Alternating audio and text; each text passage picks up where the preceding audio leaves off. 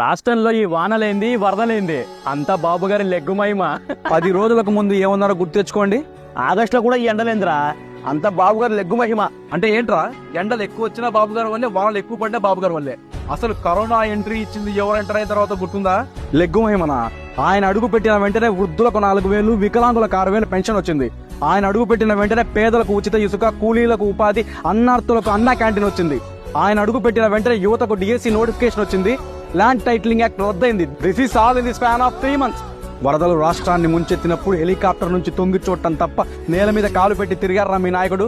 అదే బాబు గారు 74 ఏళ్ల వయసులో అర్ధరాత్రి ముంపు ప్రాంతాలన్నీ పర్యటించి బాధితులకు భోజనం, భరోసా అందిస్తున్నారా? కంటి మీద కునుకు లేకుండా తిరుగుతున్నారు. మీ నాయకుడికి ప్రజలంటే ఓటర్లు, కానీ మా నాయకుడికి ప్రజలంటే బిడ్డలు. బిడ్డలు అనుకునేవాడు రాష్ట్రాన్ని కన్న తండ్రిలా కాపాడుకుంటాడు. విపత్తు సమయంలో విమర్శలాపి కనీసం వాళ్ళకు వీలైన సహాయం చేయండి రా.